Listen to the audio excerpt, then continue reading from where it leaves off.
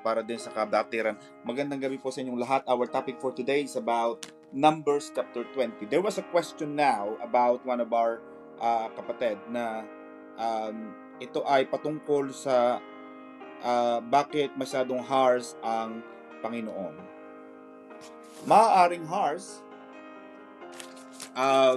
The problem with that analogy, Sister Alice, kapag naging yun ang kasabihan ng matatanda, Sister Alice, I think in our current administration, alam natin yan, ang tawag kay Presidente Duterte, Dirty Harry. Pero the problem with being soft, Sister Alice, kapag masyadong soft ang iyong management or iyong government, hindi ka sinusunod eh. Diba? Pero kailangan magpakita minsan ng isang leader, ang isang government, ang isang nasa posisyon na talagang he meant what he said. Kailangan ipinapakita yon, Sister Alice. Hindi pwedeng, ay, makukulong kayo. Pag tumawid dito, may mamamatay. Walang namamatay eh. Diba? Panakot lang eh. Wala naman nangyayari. Hindi totoo yan. Tama yung mga bata. Ang mga bata, ganun, Sister Arlene. Sampo sabihin sa bata, pag ginawa mo pa to, isang beses na lang, tatamaan ka sa akin. Pero Sister Charmy, ang bata, ano yan eh, maghihintay yan ng ultimatum.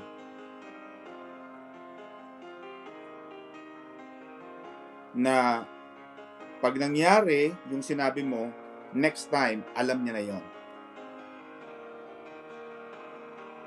Hindi natin alam bakit maaaring sa'yo, Sister Alice, kung ikaw siguro ang nasa leadership, walang susunod sa'yo, Sister Alice. Kayang-kaya natin yan. Kaya mo yan, bahan mo lang yan, babuyan mo yan.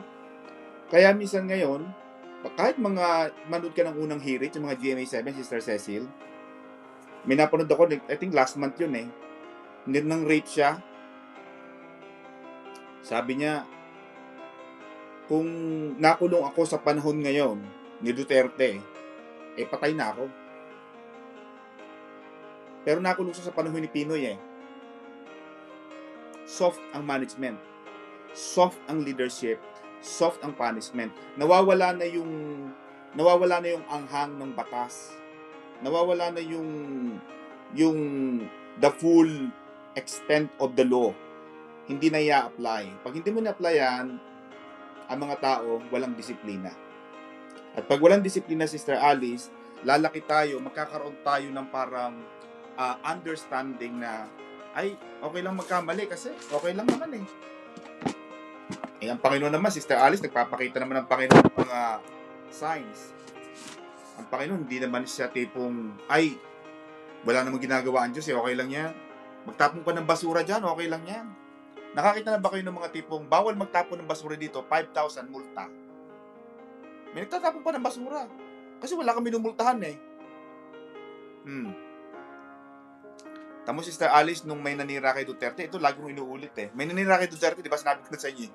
Yung teacher, na pag sino man makapatay dyan kay Duterte na yan, magbibigay ako ng 50 million. Pinahanap niya yun sa CID. Criminal Intelligence. Pinatira niya, pinahanap niya. Bakit? Example.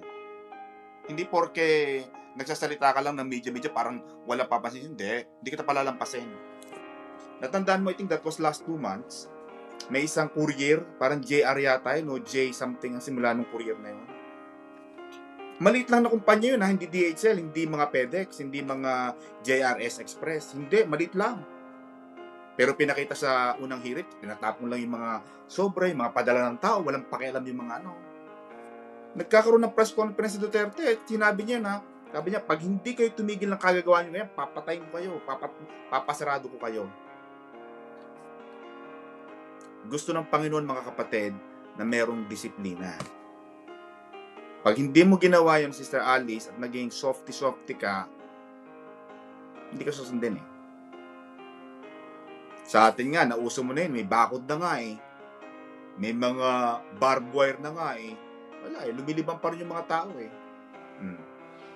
Kaya sa Batangas, Sister Marivic, hindi ko alam kung ano balitaan mo ito sa Lemery, may isa doong nakatira sa bundok, Sister Cynthia, na nakalagay doon, bawal magtali ng baka, mamamatay. Alam mo ginawa ng may-ari? Eh ano yun eh, gobernur yata na. Hindi, wala nakakaalam, Sister Cecil, kung sino nakatira sa bahay ng pagkalaki-laki, itaas ng bundok. Wala, hanggang ngayon, hindi ko alam kung sino nakatira doon.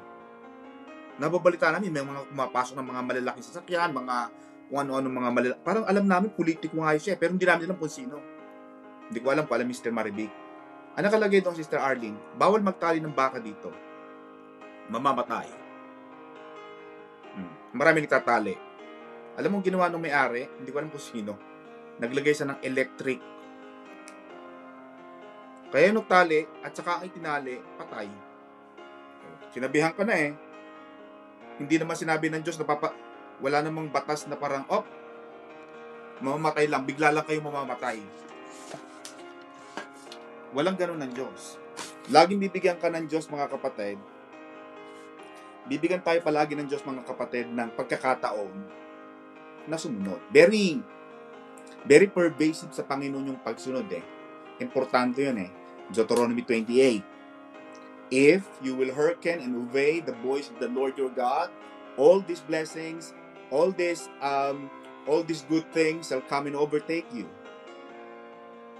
28, verse 28, babasahin natin yun as we go along. Deuteronomy 28, verse 1 to 14. But if you disobey me, Sister Alice, there are 14 blessings in Deuteronomy 28. Deuteronomy 28, verse 1 to 14, blessings lahat yun. Pagpapalain ka sa pagpasok, pagpapalain ka sa labas, lahat ng yung mga palayok, magiging mga banga, yung mga bigasan, luklutan, pupunin ng Diyos yun. Susunod ka lang ha.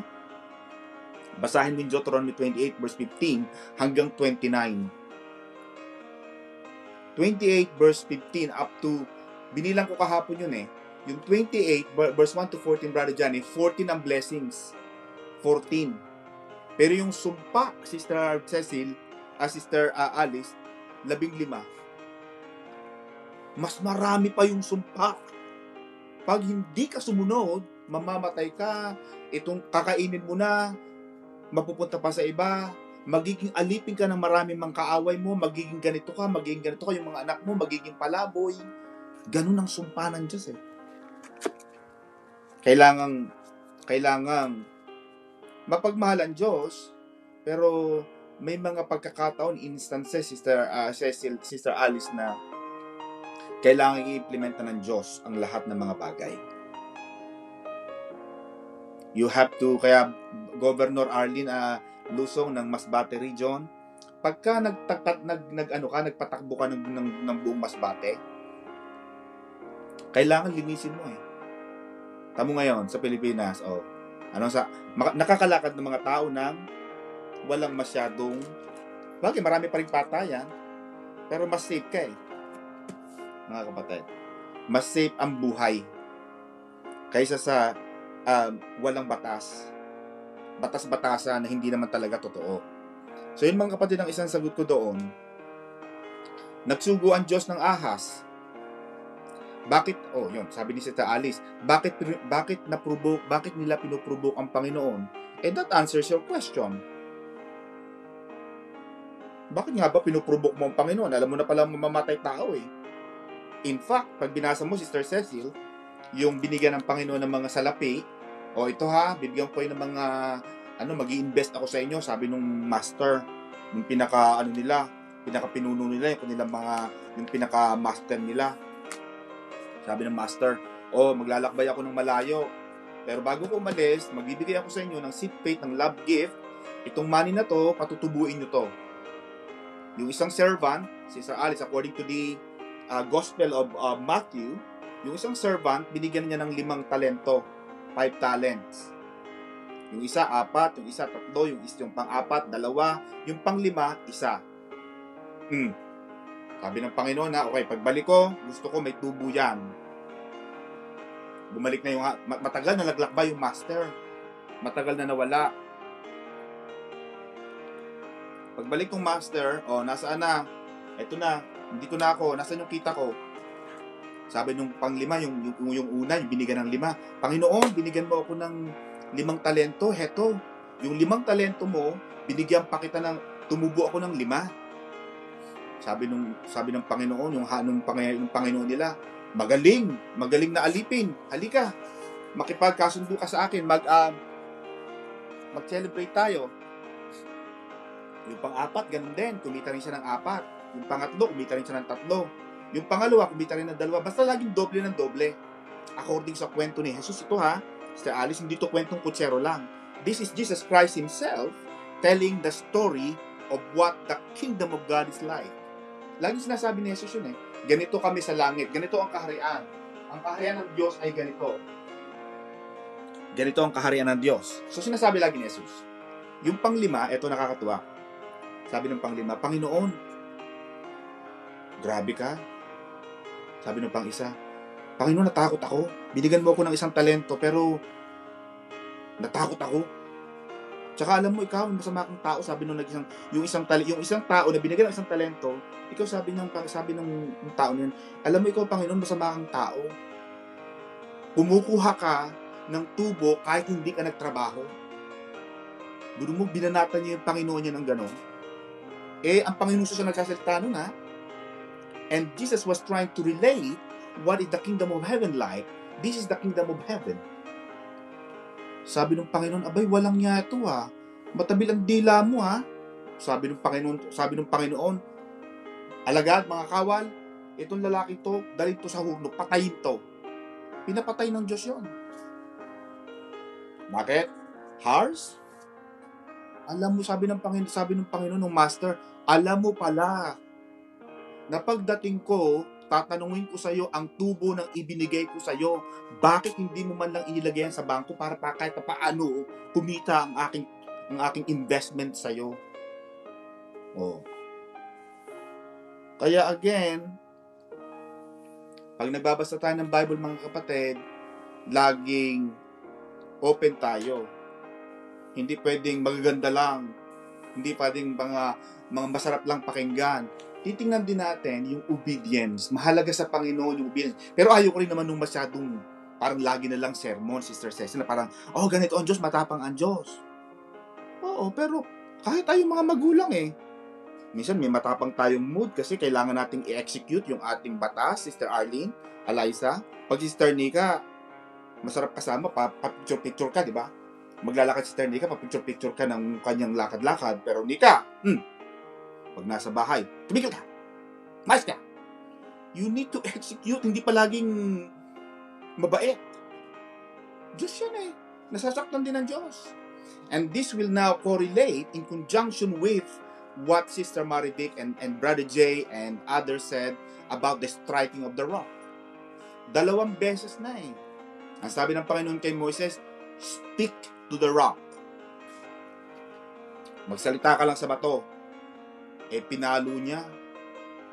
And Sister Marivic has mentioned about that the rock that Moses struck twice represent the typology of Jesus Christ as the rock of ages. Pag binasa natin ng 1 Corinthians chapter 10, verse 4, and did all drink the same spiritual drink, for they drank of that spiritual rock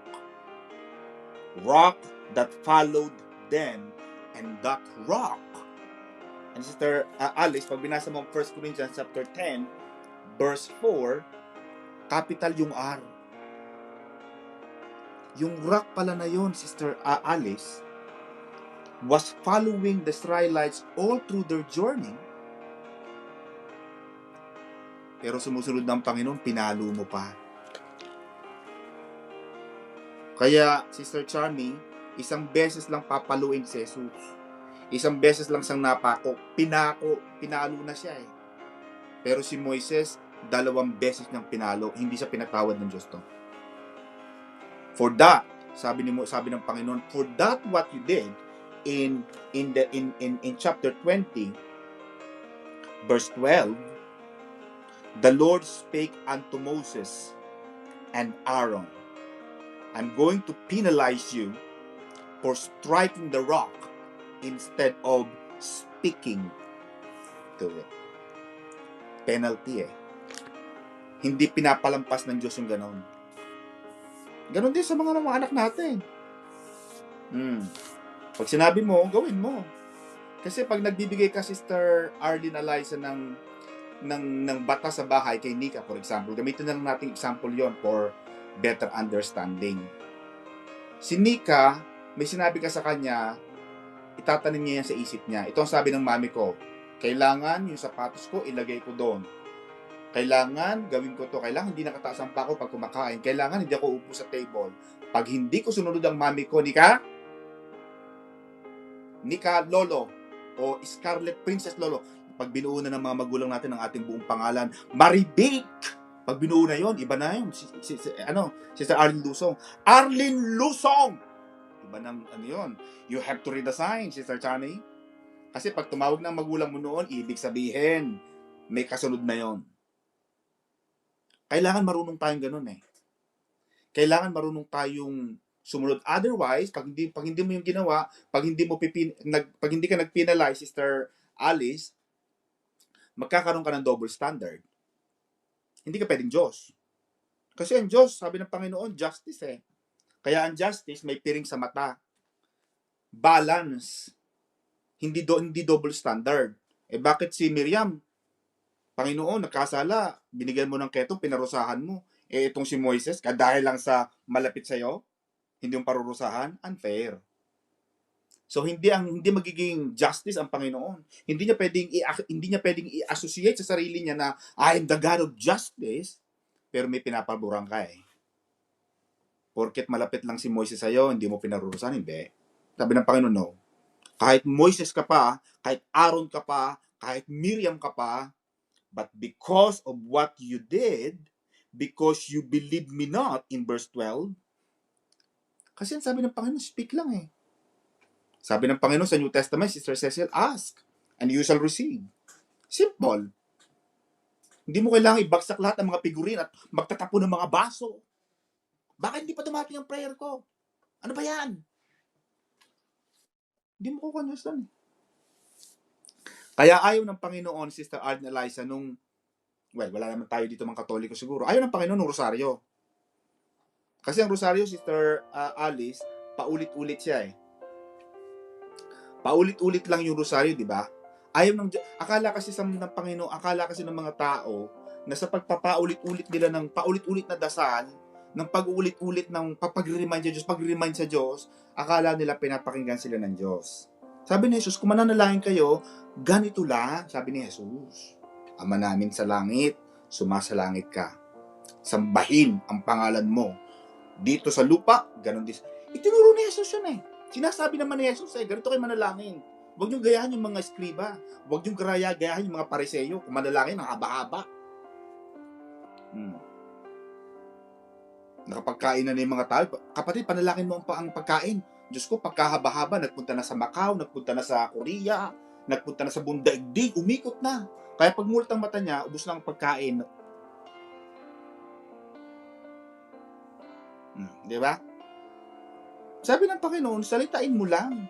Sabihin mo sa tubig, bato, magbigay ka ng tubig. Lalabas na yun eh. And it also teaches us na kapag nagagalit tayo, control. Dapat hindi yung nadadala yung emotions. Sabi ng Panginoon, yung kasing pagpalo ni Moises tsaka pininalize ng Panginoon si Aaron, hindi lang si Moises. Because you believe me not. Akala kasi ni Moises, paglakas ng palo, paglakas ng dalo ng tubig eh. Hindi naman ganun eh. Sabi ng Panginoon, isang sabi lang, arang narinig ko na yan eh. Minsan nga, sa mga prayer natin, hindi na natin may buka yung bibig natin, Sister Alice. Pero alam na ng Diyos ang ating panalangin. Nararamdaman ng Diyos ang ating mga luha. He can see. The Holy Spirit interprets our prayer. Meron tayong interpreter sa taas eh. Minsan may mga panalangin, Sister Maribik, na hindi mo kayang may bulalas. Nahihiya ka, for example, or hindi mo alam manalangin ng tama. Ang nag-i-interpret noon, Holy Spirit. Or si Jesus mismo. Daddy, ganito ang ibig sabihin ng panalangin ni Mercy. Parang nasa Judge, di ba, Sister Alice, ang punta tayong Judge, meron tayong interpreter. Ito po ang sinasabi niya. Ganito po ang sabi niya. May interpreter. Sabi ng Panginoon, salitain mo lang sa bato. Ang ginawa niya, pinalo niya ng 2 beses. To speak to the rock is all that was required of Moses. Effective na sana yun eh. Kaya mahalaga, Sister Alice, ang pagsunod. Very pervasive. Kaya tayo, mapapansin mo, sa ating kahapon, sa CPD natin kahapon, sa Continual Pastoral Development, Bishop and Pastor was there. Importante ang pagsunod. Very pervasive. Kaya maganda ang Maranatha because, of course, sasabihin ko maganda ang Maranatha. Of course, alam ka namang sabihin ko maganda ang JIL o ang iba. Siyempre, sasabihin ko maganda ang Maranatha. Siyempre. Now, ginasabi ko maganda ang Maranatha kasi hindi tayo selected. Meron kang open book. Para ikaw na mismo na nakakabasa, ay, ito sabi eh. Bakit sinasabi ng iglesia, ganito lang, sila lang pupunta ng langit, nakalagay naman dito. Eto, may sinabi ba dyan na kayong mga iglesia ni ganon, ang pupunta lang sa langit, wala ng iba. May nakalagay bang ganon? Wala. Kaya maganda nagbabasa tayo. Now, yun ang sinasabi na, effective na sana yun eh. Para mapalabas mo yung benefit ng bato. Pero hindi niya ginawa. Ang sabi ng Panginoon kay Moises, take the rod. Kuhanin mo yung pamalo. Sinunod niya yun, number 1. Number 2, sabi ng Panginoon, gather the assembly. Kaya, kapag kayo ay nag-take ng law or accountancy, ito, Sister May, nakikinig ba Sister May? Sister May nandiyan eh. Ang accountancy, hindi ako accountant ha, but in law, Sister Arden Eliza, meron kaming structured. May pattern ang sagot. Hindi pwedeng out of the brain lang, na parang all over the place. Hindi.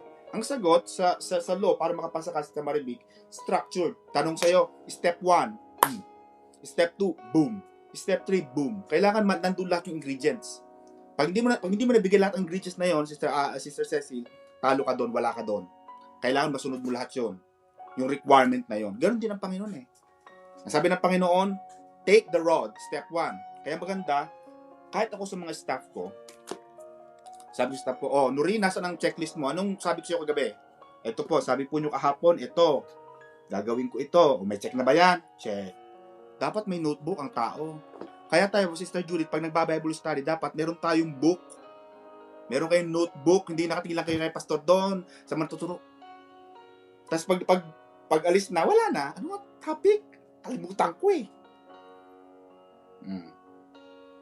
Kaya kung mag-aatin kayo ng CPD, mga kapatid, yung Continuing Pastoral Development, ang isang pastor, meron dapat Bible journal. Hindi pwedeng wala. Hindi ka pwedeng pumunta ng klase, Sister Maribik. Hindi, inborn ang talino niyan eh. Anong inborn? Walang inborn ang talino. Ano yung pagkapanganak mo, nagsusulat ka na? Ano yung pagkapanganak mo, alam mo na kagad yung arithmetic? Hindi, lahat nag-aaral yan. Nakikipagtalo ako dun sa kapatid kong principal kay Teacher Lab. Sabi, hindi kasi kuya, inborn ang talino. Anong inborn? Walang inborn. Nag-aaral lahat yan. Ganon din tayo mga kapatid. Pag nakikinig kayo, Sister Ellen Cruz, magdala ng notebook, mag-journalize. Kaya palagi ako may dalang iPad. Nagdadrive ako, naglalakad ako ng mga, nagbabike yung mga anak ko sa park, dadala ko yung iPad ko sa SSC. Bakit? Because there will be times na may revelation ng Panginoon, Sister Alice.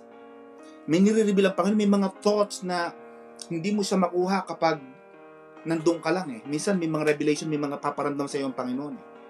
Like last time, when I was doing my law in Oxford Brookes University, nagpress ako ng kape, Sister Arlene, Eliza. Ang tagal lumabas ng kape. Pero nakikita ko, umiingay yung makina, Sister Judith. Maingay yung makina, Sister Cynthia. Brrrr, brrrr. Ang Oxford, mga kapatid, 1 hour, 1.5 hour from London. Alas 4 pa lang, alam ni Sister Maya. Alas 4 pa lang, gising na ako, naglalakad na ako sa Paddington, naglalakad na ako sa sa park, sa may Diana's Park, sa may Kensington, dumadaan ako yan, dilim-dilim. Pagdating ng Oxford, 6 o'clock, wala pang tao. Ako ang kauna-una sa university. Naaabutan ko yung naglilinis. Bumili ako ng kape sa Alice, nag-press ako ng button, umiikay yung makina, pero ang tagal. Siguro inabot ako ng mga 5 minutes. Pero mo bumili ka ng kape, alam mo umiingi ang makina, pero hindi lumalabas ang kape. Pero alam mo mainit, pero wala lumalabas. Naghintay 5 minutes sa paghihintay ng kape, tagal nun ha. Yung 5 minutes naghihintay ka, so walang lumalabas, ang tagal nun.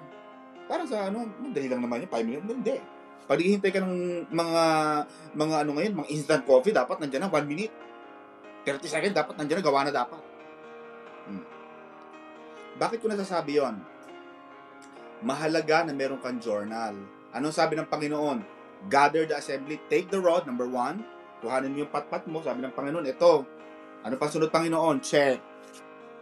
Number 2, gather the assembly. Ipunin mo ang kalipunan, ang lahat ng mga tao. Check. Number 3, sabi ng Panginoon, speak to the rock. No. Ang ginawa niya, pinalo pa niya ng 2 beses. So, sa pag-a-apply, at even Sister Judith, sa paglaban sa pagpunta ng court, nung nilaban ko si Sister Maridic Mira, sabi ko sa home office, bakit mo na-refuse? Sabi ko, tingnan mo nga ang checklist mo.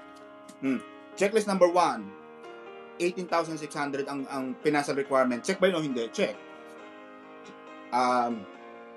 Checklist number 2, anong tanong? Sabi ng home office, kailangan may 6 months payslips or 12 months payslip kapag hindi nagtatrabaho sa employer ng 1 taon. Check ba yun o hindi? Check. Bakit mo na-refuse? Panalo na kami dyan. Mali ka. Alam mo, sabi ng home office, doon, Sister Maribec, nakapag-refund ka ba sa home office? Hindi, ano? Sinabihan ka ng home office, mag-refund ka eh. Sabi doon, mali kami, mag-refund ka sa amin. Kasi, nasunod mo yung checklist. Mahalaga, Sister Cecil, yung consistency ng pagsunod. Hindi papayag ang Panginoon na 10%. Sabi ng Panginoon, okay, Cecil ha, bibigyan kita na trabaho pero 500 a week, pero akin ang 10%. Payag ka ba nun? Opo. 10%. Huwag kang magdala ng 99, huwag kang magdala ng 9%. Kumita ka ng 100, huwag kang magdala ng 9 pounds. Hindi utang na loob ng Diyos yun. Kulang ka ng 1 pound. Maganda na yung sobra, pero wag kukulang. Ang ginawa ni Moises, labag. Kaya, mali. Kaya pag pupunta ka lagi ng bata, kaya maganda yung law eh. Accounting, ganun din. Sa accounting daw, Sister Charmy, pag hindi mo nasagot ang unang tanong, hindi ka makakasagot ng pangalawang tanong. Wala kang isasagot. Kasi hindi mo na na-check yung una eh. Alam mo, pagkapalaki sa amin ni Pastora, Brother J, sabi sa akin, si Pastora, ganito ang kanyang teaching. At dito kami lumaki sa ganitong klase ng pananaw. Sinasabi lagi ni Pastora, mga anak, pag gagawa kayo ng isang bagay, na hindi mo rin yung gagawin lahat ng tama, wag mo nang gawin. Kasi hindi tama eh. Kasi di ba minsan gumagawa ka tapos hindi mo naman talaga gusto o yung ginawa mo mali, wag mo nang gawin. Ganon din sa Panginoon. Si Moses sumunod siya ng took the rod, gather the assembly, speak to the rock. Yung pangatlo doon sa sumablay, doon sa pininalty ng Panginoon in verse 12. Dahil sa hindi mo pagsunod, because yung hindi mo pagsunod, nangangahulugan, wala kang tiwala sa akin, sabi ng Diyos. Yun ang association nun eh. Kaya, pinarusahan siya ng Diyos. Kaya kahit Moses na siya, na talagang mahal siya ng Diyos, in fact, siya ang sumulat nito eh, Sister Arlene. Di ba, imagine mo, nagsusulat ka, pinapasulat ka ng Panginoon, papatayin kita, Moses. Sinusulat mo, bakit sigurado ka ba? Susulat ko yun? Oo, sulat mo yan. Hindi pwedeng hindi. Kasi si Moses nagsulat dito eh. Sabi ng Panginoon, papatayin kita. Panginoon, sigurado ka ako yun? Oo, ikaw. Kasi hindi ka sumunod. Sundin mo. Sulat mo yan para mabasa ng mga susunod na tao sa 4,000 taon. Para hindi ka pamarisan. Yun ang gusto ng Panginoon. Kaya pag makikita mo, Sister Elaine, ang pattern ng Panginoon, pag sumunod ka lang sa Diyos, ay naku, ang sarap pakinggan. Mismong Diyos na, mismong ang Diyos kayang magpababa ng kalapati sa langit. Brother Matt, bababa ang kalapati. Bakit? Sabi ng Panginoon, nung lumulusong na si Jesus sa River Jordan, sabi ng, bumuka yung ulap, yung langit. Sabi ng Panginoon, ito ang sinisinta kong anak. This is my beloved Son with whom I am well pleased. Bakit, Sister Alice? Ang sabi ng Panginoon, my meat is to do the him of him that sent me and finish his work. Yung kinakain ni Jesus ay sumunod ng sumunod. Sumunod ng sumunod. Kahit sa Panginoon. Kaya makikita mo, very pervasive ang pagsunod sa Panginoon. Very, very pervasive. Ibig sabihin, masyado siyang, lahat halos ng Biblia, all throughout, puro pagsunod eh. Puro pagsunod eh. Sabi ng Panginoon sa isang bulag, gusto mo makakita? Opo. Dumura si Jesus sa lupa. Sabi ni Jesus, nilagay ng Panginoon sa mata. Sister Flo, sabi ng Panginoon, nakakakita ka na? Hindi po. Bakit? Kasi Jesus naman eh. Sabi ko, magpapagusto kong gumaling eh. Bakit mo ako nilagyan ng putik sa mata? Gusto kong makakita. Lalong nilagyan ng putik. Hindi. Sabi pa, hindi. Di pa tapos. Bulag. Di ba hindi ka nakakalakad? Oo. Pumunta ka doon sa lawa ng Siloam. Basahin mo ang New Testament. Bulag na, nilagyan pa ng putik, nilagyan pa ng laway, pinaglakad pa. Kung bulag ka, Sister Alice, sabihin mo, ba't naman ako lalakad? Ano ba naman yan? Kala ko naman, pag sinabi ko lang kay Jesus, gagaling na ako. Ba't kailangan pa maglakad? Pagdating nung lalaki yung sa pool of Siloam, Sister Mercy, pag hilamos ng gano'n ng bulag, nakakita na siya. Kita? Mahalaga, lagi nga hanapin ng Diyos ang pagsunod. Hinahanap palagi ng Diyos, nasaan ang pagsunod mo? Sabi ng Panginoon, sige, papupuntahin ko kayo sa Promised Land. Yun ang pangako niya, Sister Mercy. Ang pangako ng Panginoon, Promised Land. Doon ang magandang buhay sa Promised Land. Pero Sister Ariel Eliza, walang sinabi ang Panginoon na, may Promised Land, pero hindi ko pinapangako sa iyo, Israel, na yung dadaanan mo, maganda ha. Maganda yung Promised Land. The promise is nice. The land is a promise. It's ready. Pero hindi ko pinangako sa iyo, Sister Marivic, na hindi ka dadaan sa mga putik at mga tinikan at sa mga bangin. Hindi ganoon.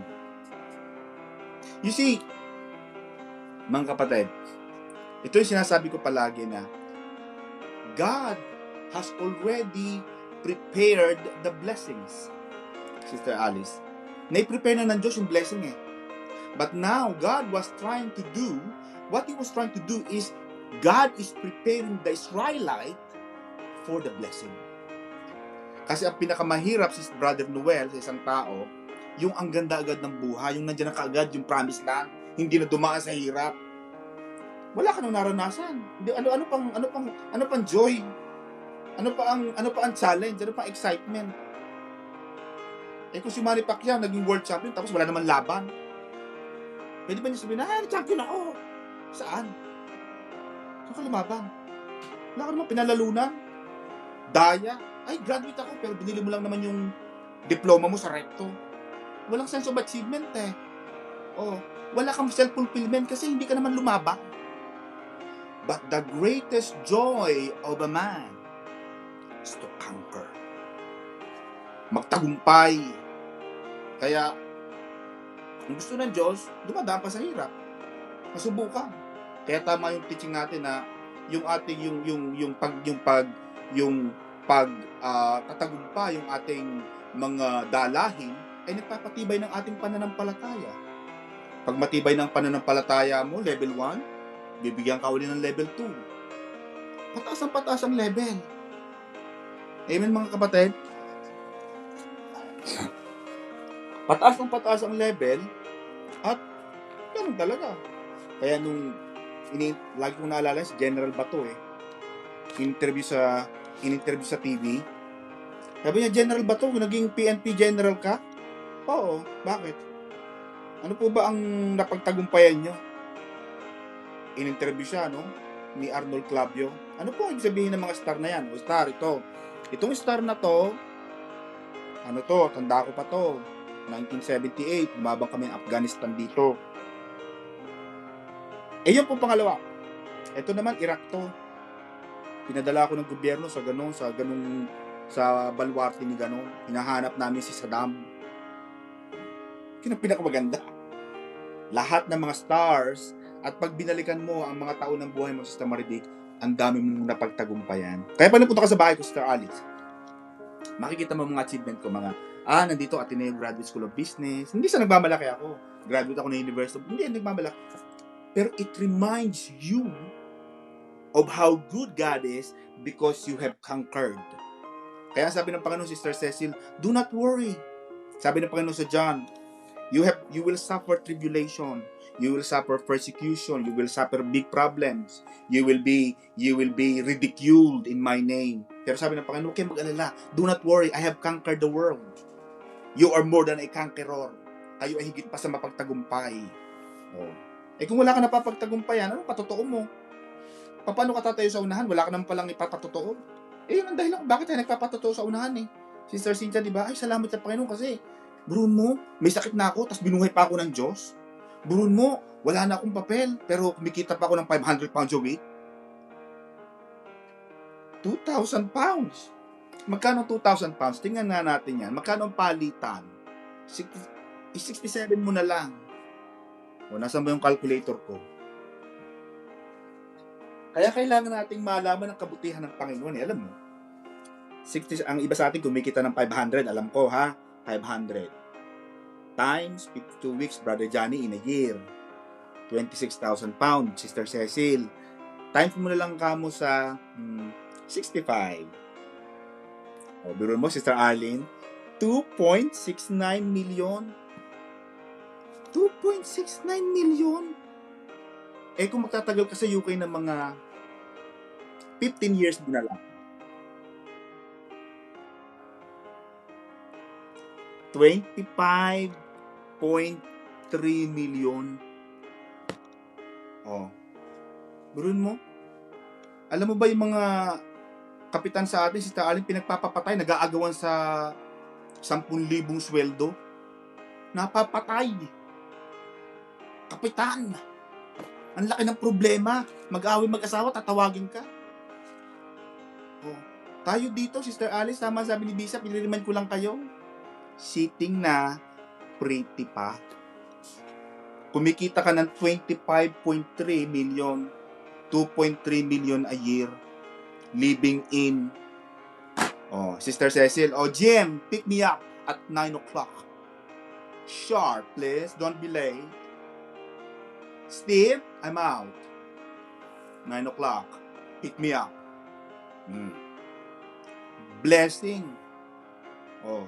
Pero ang mahirap, kapatid, dun sa mga blessing ng Sister Marivic, ang dami pa rin reklamo ng mga tao. May pangako ang Diyos promise land Pero hindi pinangako na hindi ka dadaan sa wilderness. Walang ganong pangako ang Diyos. Mga kapatid. Hindi, ang naging dahilan ng kanilang pagtatagal, yung kanilang pagreklamo, Brother John. In fact, in Numbers chapter 20, yun na yung ika-38 years nila. 38 taon na silang nagrereklamo, 38 taon na silang naglalakad sa disyerto.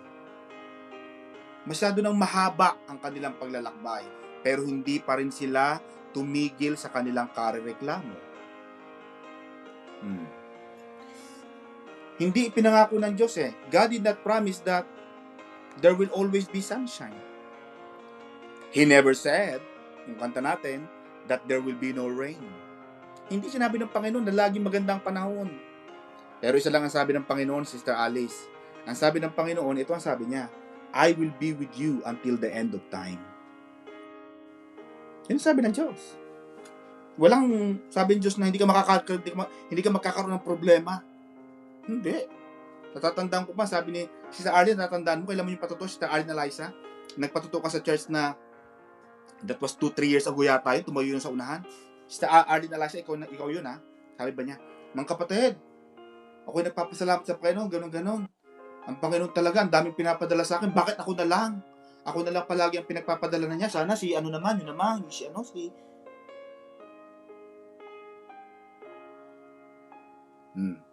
Pero kita mo, Sister Arna Liza, yung palang mga pagsubok na dumating sa'yo, eto pala yun.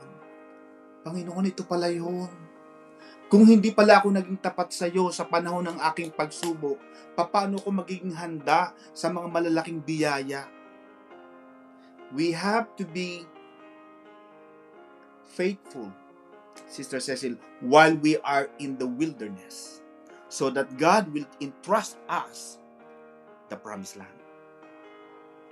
Bago ka pagkatiwalaan ng Panginoon ng malalaking bagay, pagkatiwalaan ka muna ng Panginoon sa maliliit na bagay.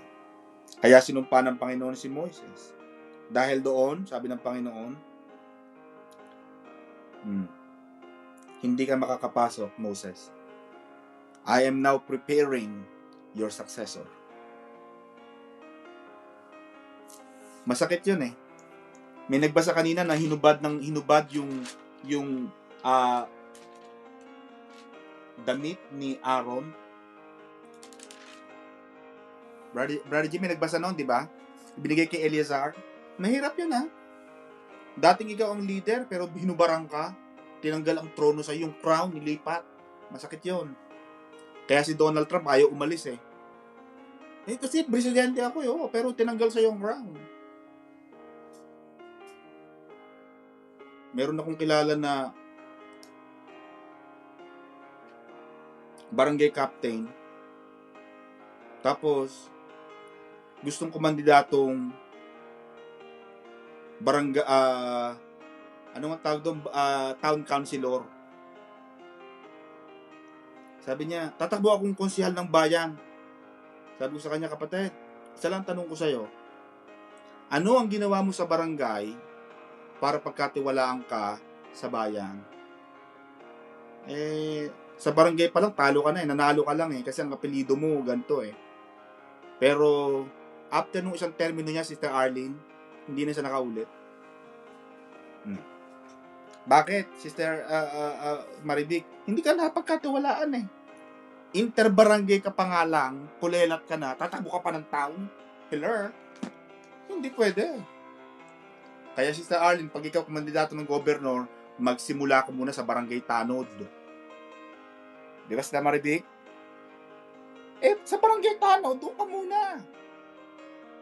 O yung iba kasi, Sister Judith, gusto ko agad manager. Gusto mo mag-manager? Saan ka ba galing?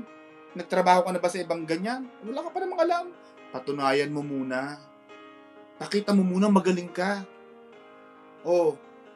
Alam mo yung Sister Judith? Sister Judith? Sister Judith, alam mo yung, sabi ko sa inyo, yung manager ng hotel ko, Sister Cecil, dati yung ano lang, janitress lang namin. Taga Bicol, si Rose. Dati janitress ko lang yun. May manager ako dati pero hindi ko na pagkatiwalaan. Nung wala na, sabi ko, may dala pa siyang muriatic acid. Sabi ko, Rose, pwede ba ikaw muna dito sa may reception? Opo, sir, sige po. Dati ang suot niya lagi, naka-t-shirt lang siya, naka-ano lang. Basta janitress, parang Sister Charmy. Pero napagkatiwalaan, dati okay siyang sa reception, okay siya. No read, no write pa yun Pero pag nagpunta ka ng Bicol, Sister Arlene, makikita mo, Rose, manager. Bakit? Napagkatiwalaan ko siya Ang sweldo niya, pang manager. Kaya yung mga tao niya na, sir, di ba? Janitress lang natin yan, bakit naging manager ko pa? Don't ask me. Kaya kitang tanggalin, pero yan, hindi ko tatanggalin. Bakit? Napapagkatiwalaan ko siya. Ganon din kayo mga kapatid. Pag napagkatiwalaan kayo ng Panginoon sa maliliit na bagay, pagkakatiwalaan kayo ng Panginoon sa malalaking bagay. Kasi ang iba, mapangahas. Pastor, bakit mo inappoint si Sister Aming leader? Mas magaling pa akong kumanta dyan. Mag-aaklas kami. Hindi kami a-attend. Para maramdaman mo ang aming galit at ang aming puot. Para pag tayo umusunahan, walang kakanta.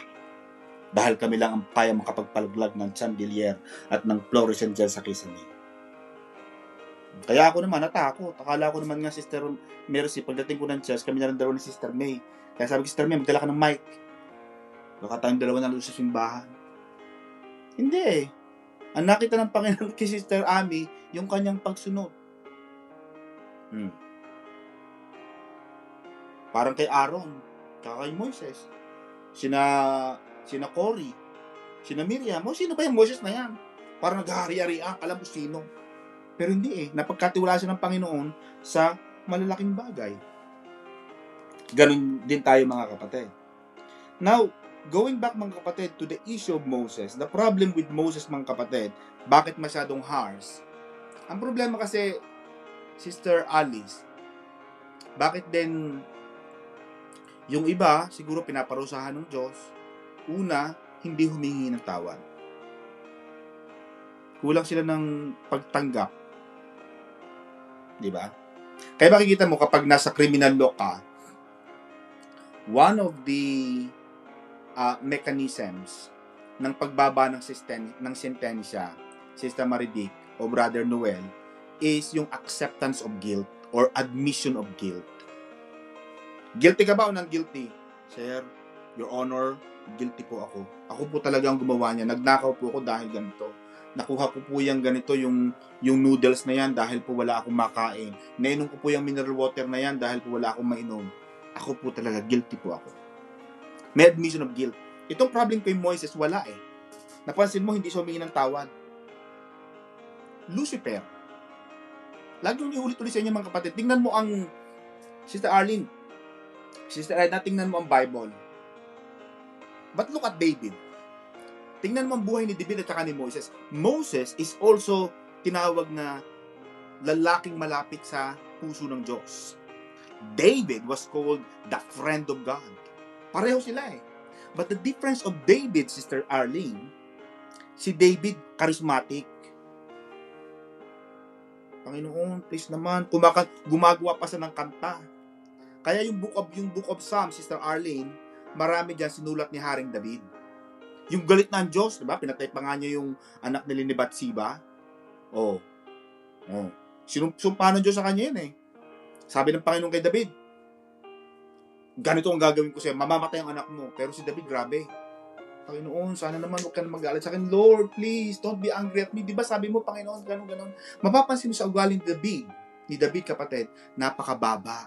Napaka-humble, lagi nahingi ng tawad. Panginoon, patawarin mo na ako. Hindi na ako uulit. Panginoon. Diba? Itong kay Moses, hindi eh. Pinanatili niya ang kanyang katigasan ng ulo. Yung pagiging leader niya, umakyat na sa taas. Hindi na sa bumaba. Hindi siya nag-repent. For that reason, naging ultimatum yung parusa ng Diyos. Natandaan mo kapatid, Sister Cecil, pag binasa mo ang Book of Jonah, papatay na ng Diyos ang Nineveh eh. Diba sabi ng Panginoon, Jonah, pumunta ka sa Nineveh. Sabihin mo sa kanila, susumpain ko sila in few days. Yun ang utos ng Panginoon kay Jonah eh. Nagpunta lang siya ng Tarsis eh. Diba? Ayaw niya doon sa Nineveh. Bakit, Sister Arlene, Eliza, Sister Judith, bakit ayaw niya ni Jonah? Kasi yung mga tao sa Nineveh, matitigas ang ulo. Parang pinapunta ka ng Panginoon sa tundo. Cecil, mangaral ka ng salita ng Diyos sa tundo. Eh, titirahin ka ng tirador ng mga tao doon. Kasi tundo ang pinapangaralan mo eh. Pagdating sabi ni Jonah, bakit ako pupunta ng Nineveh? Eh, ang mga tao doon matitigas ang ulo. Doon ako pupunta sa Tarsis kasi doon mababait. Sabi ng Diyos, hindi. Magpunta ka ng Nineveh, papakain ko sila.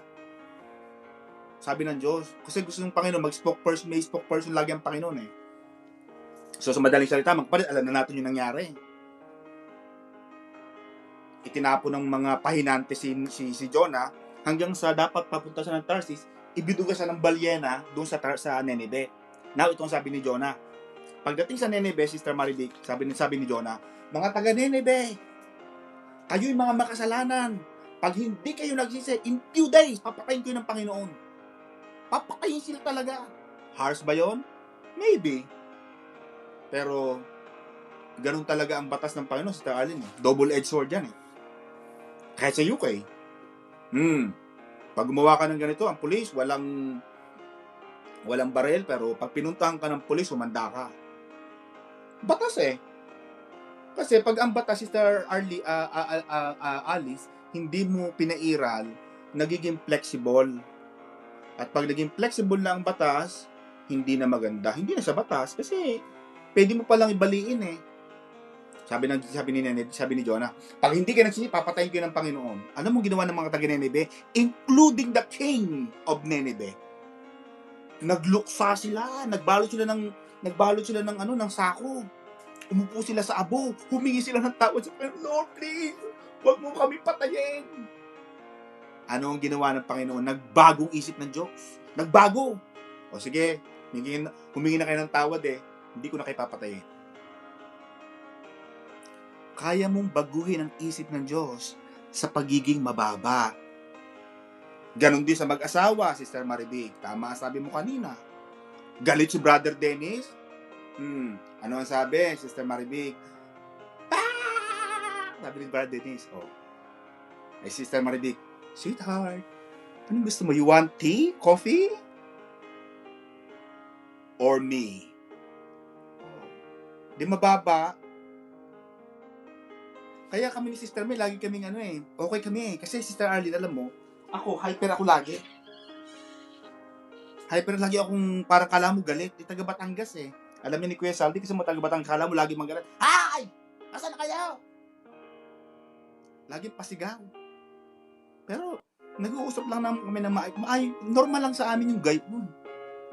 Kaya pag nakarating ka sa lugar namin, kala mo lagi nag-aaway mga tao, kala mo lagi nagbababag, nag-aaway, nag-uusap lang naman. Kalalakas ang boses nyo! Eh si Sister May, kumot Bicolana nga, at alam mo yung parang mga taga Iloilo, bibig gusto mo ng coffee. Kaya kahit galit na ako, pag narinig mo yung malumana, yung mababa, di ba? Si Sa Alin, si Brother Nick, tinataasan na ni Ashley Alin, gandaw! Ba't ka na nandito tayo? Doon galing? Ikaw naman, Day, galit ako sa trabaho. Mababa eh. Kaya makikita mo, Sister Judith, nasa Bible, ang sagot na malumanay ay gamot sa mga taong galit. Nasa Sister Flor, nandiyan ba si Sister Flor? Nakita ko na si Sister Flor eh. Florentina Jimenez, paging. Ayan, Sister Flor. Sister Flor, nakikinig ka ba dyan? Kapag si Tito Manny galit, ang sagot dyan, Mariano Juan. Ikaw naman, wala na akong i-date, ikaw lamang ang nag-iisa sa aking buhay. Ikaw naman, hindi ka na nga, yayakapin kita. Pag niyakap mo na yan, Sister Arlinda, ang iyong mahal, wala na ang galit. Ganon din ang Panginoon. Alam ko kapatid, Sister Judy, kailangan makilala mo ang Panginoon eh. Pag nakilala mo ang Panginoon, galit ng Panginoon, ipapatay na siya yung Sodoma at Gomorrah, kayang patayin ng Diyos ang Nineveh eh. Pero hindi eh. Ang Sodoma at Gomorrah nanatili sa kasalanan. Pero ang Nineveh humingi ng tawad. Hindi pinatay ng Diyos. Moses hindi humingi ng tawad. Lucifer hindi humingi ng tawad. Pero mga top man of God, top gunner sila eh. Pero David, iba ang kilates, iba ang karakter, iba ang karats ni David. Si David humihingi ng tawad. Lagi nagmamakaawa. Please Lord, please Panginoon, hindi ko deserve Panginoon. Lumakad man ako sa bangin, Panginoon, Lord, naniniwala ako na ikaw ang aking shepherd. Kilala ni David kung sino ang Panginoon. Kilala niya ang katangian ng Panginoon. Si Moses wala eh. Wala siyang ganun eh. Kaya mapapansin mo mga kapatid, tayo mga sa church natin, umaawit tayo. Sinasabi lagi natin ang katangian ng Diyos. Dapat alam mo ang katangian ng Diyos. May sakit, Panginoon, you are the Jehovah Rapha. Panginoon, dahil sa iyong mga latay kami pinagaling mo. Walang pera, Panginoon, you are the Jehovah Jireh. Sabi mo, Panginoon, kakatagpuin mo ang aming mga pangangailangan. May problema ka, may kaaway ka, Panginoon, you are the Jehovah Nisi. You are our great banner. Panginoon, you are the El Shaddai. Panginoon, you are our great shepherd. Panginoon, sinabi mo po, saan man kami pumunta, Panginoon, sasamahan mo kami. You are Emmanuel. God is with us. When you remind God who He is, ang lakas nun eh. Kanina tumawag sa akin ng home office eh. Sabi sa akin ng home office, Don, my name is Mr. Martin, blah, blah, blah. Okay, hi, how are you? You know, Don, I read your case. I read your bundle. I read your argument. And you address me on this, remind me of that. For that reason, I think we are wrong. We're going to concede defeat. You don't have to go to court tomorrow. Huwag ka na pumunta ng korte bukas.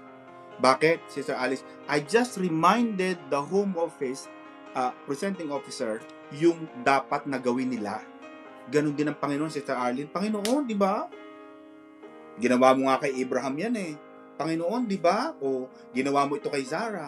Panginoon, ginawa mo ito kay ganito. Panginoon, nangyari ito doon. Di ba, Panginoon, ginawa? Panginoon, naniniwala ako na gagawin mo rin sa amin yan. Because we are serving the same God yesterday, today, and forever. Pag sinabi mo yun sa Panginoon, magaling to. Magaling ang coach nitong si Alice. Sino ang lawyer mo?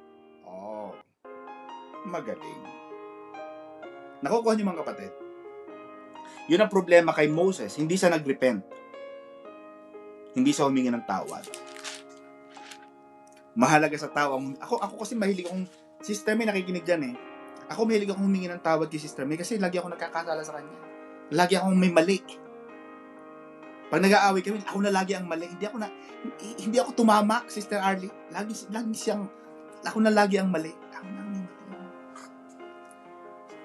At least, may nahingi ng tawad. At pag humingi na ng tawad, nagpapakababa. Ina-admit ko, alam mo, mali ako talaga doon. Maganda rin sa tao yung mga kapatid, Sister Cecily, yung marunong tumanggap ng pagkakamali. Sign of maturity. Amen? Nakapagsalita ka ng lampas, kapatid, napalampas yata ako doon. Tatandaan ko mga kapatid, last time na pagkamali ka, aminin mo talagang mali. Hindi ka bawasan yun ng pagkatao, yung pagtanggap ng mali, Sister Charmy. Hindi yung ikaw na lang lagi ang tama, wala nang tumama sa'yo, lahat ng mga nakapaligid sa'yo, mali kayo lahat!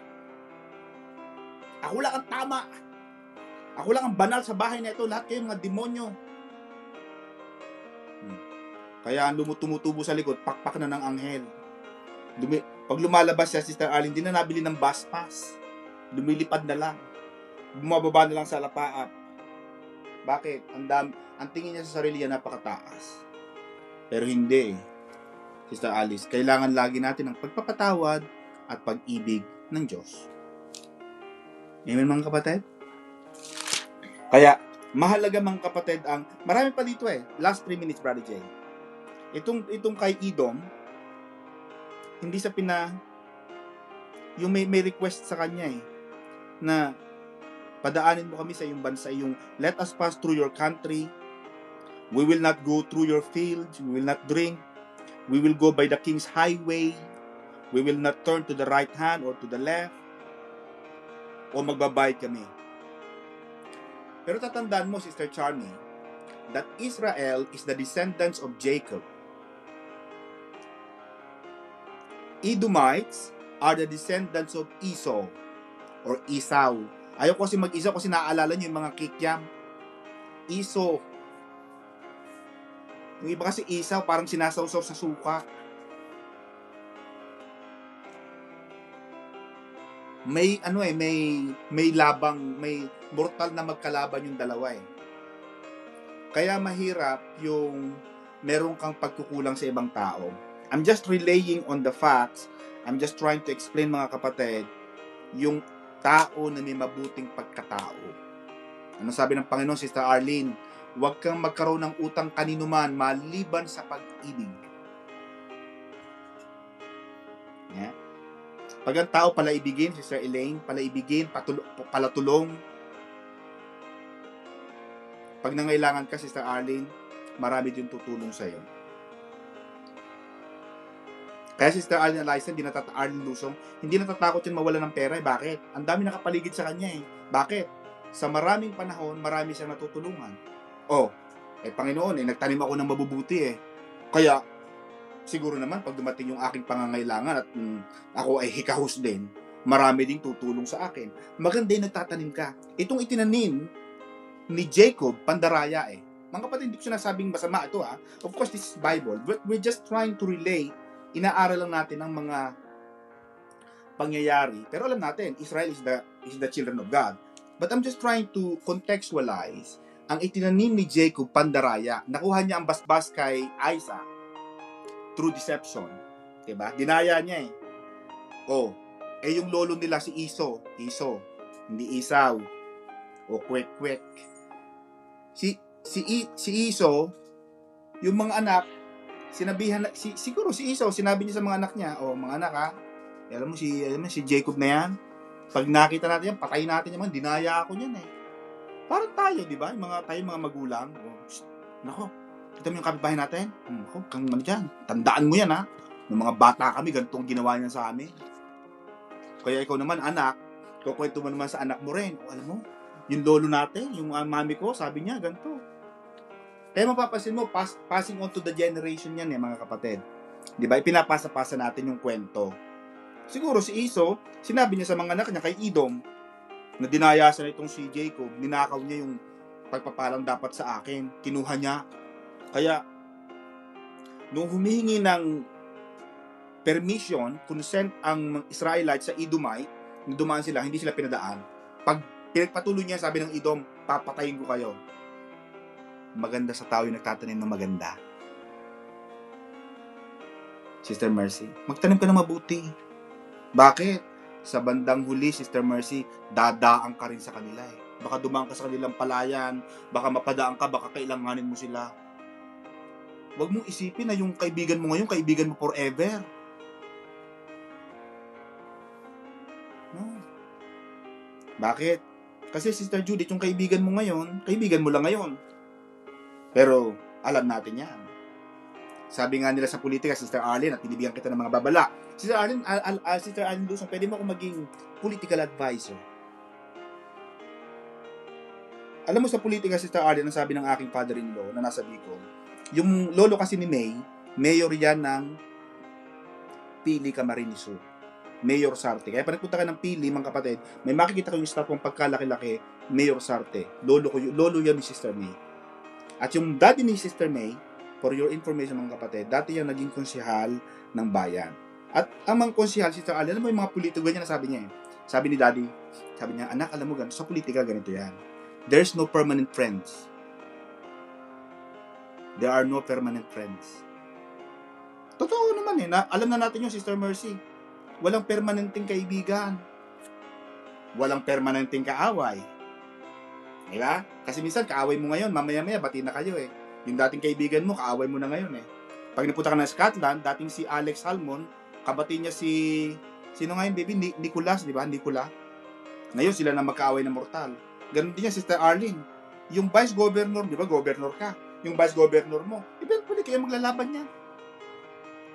Oh, kaya nung kumakandidato si Presidente Duterte, Sister Judith, sabi ni Presidente Duterte, iboboto niyo sino ang ano niya? Si Cayetano. Si Cayetano, sabi ni Duterte noon, pag binoto niyo ako, biboto niyo rin si Cayetano.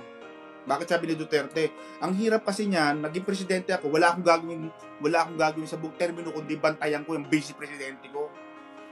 Kasi ganyan naman talaga nangyayari. Yung vice, dahil inabang, kailan kayo mamamatay si mayor. Yung vice president, kailan kayo mamamatay ang president. Bakit ko nasasabi ng kapatid? Related yun sa topic natin. There are no permanent friends, there are no permanent ally, there are no permanent enemy. Only permanent interest. Kung ano ang makukuha sa'yo. Pero sa isang Kristiyano mga kapatid, magtatanim tayo ng mabuti. Pag meron ka, matuto kang magbigay. Bakit? Kasi pagdating mo naman, meron akong kliyente ngayon na ito mga kapatid ay mga kwentong totoo na pwede natin i-apply sa ating buhay. Tapos na ako. Pero bigyan niyo pa ako ng konting minuto pa. Sabi niya, alam mo, Tony, nung buhay yung asawa ko, ako ang nagpapakain sa mga ito, ako ang nagpapatira sa kanila, ako ang ganito, lahat ako ang takbuhan nila pagdating sa pera, ang dami-dami kong pera noon. Si Sister Chami, namatay ang asawa niya few months ago. So ngayon ako nag-a-apply ng visa niya sa UK.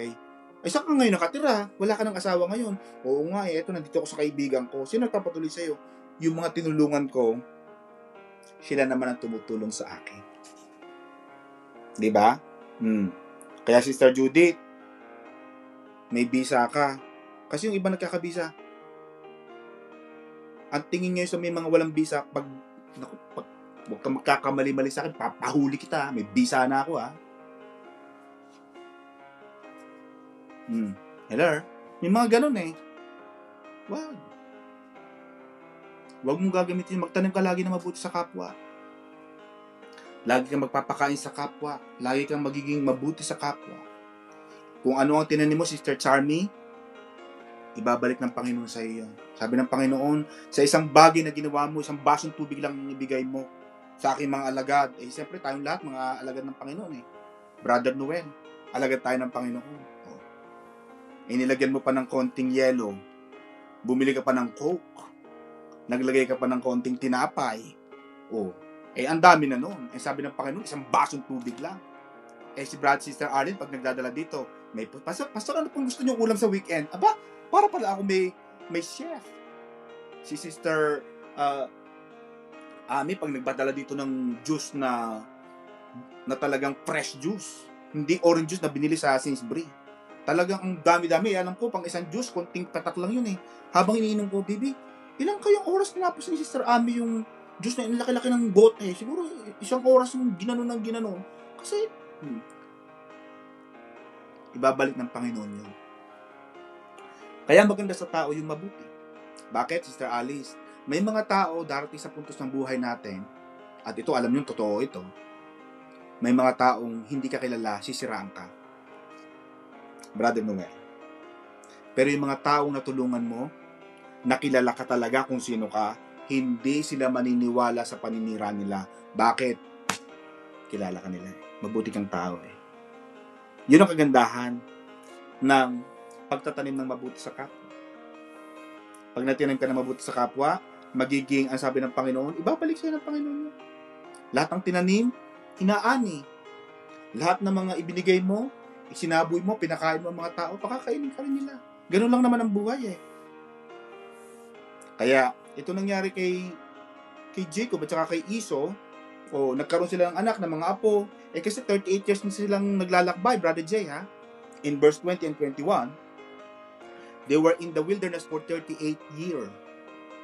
Alam natin na 40 years ang journey, pero nandun na sila sa 2 years na lang, mararating na lang Promised Land eh. Pero dadaan sila doon. But yung mga galit at hinanakit, sana ang ginawa na lang nitong sina Moses at saka si Edom, humingi na lang sila ng tawad. Tamang ginawa ng mga taga-Roma, Sister Cynthia. Sabi ng mga taga-Roma, humingi kami ng tawad. Bakit? Kami ang pumatay kay Kristo. Kung hindi dahil sa amin, hindi namatay ang si Jesus na yan. Kaya humihingi kami ng tawad. Ang ganda. Di tapos na. Wala na tayong pinag-uusapan. Humingi na tayo ng tawad eh. Wala ka na magagawa. Humingi ka na ng tawad. So sige, for that reason, sige, dahil tinatanggap mo ng pagkakamali mo, okay na, sige, dumaan na kayo. At kalimutan na natin yan. Ang ganda, pag wala ka ng galit sa kapwa, Sister Judith, nabubunutan ka ng tinik sa budhi mo. Wala ka ng tinik, wala ka ng bigat. Hindi yung pag naaalala mo lang ang pangalan niya, Josephine, naaalala ko yung pangalan na yan. Talagang sumisilakbo ang dugo ko. Hindi mo naman kilala kung sino Josephine talaga. Naalala mo lang yung pangalan. Pangalan lang ha, pangalan. Ayaw ko ng pangalan na yan. It reminds me of something. Magpatawad, gumawa ng kabutihan sa kapwa. Para pag dumaan tayo sa kanila, dumating yung punto, Sister Arlene, na nangangailangan tayo, dadaan tayo, parang taga-Edomite, padadaanin ka, humingi ng tawad sa akin. Amen mga kapatid, doon na lang, at tapos na tayo. Thank you po mga kapatid.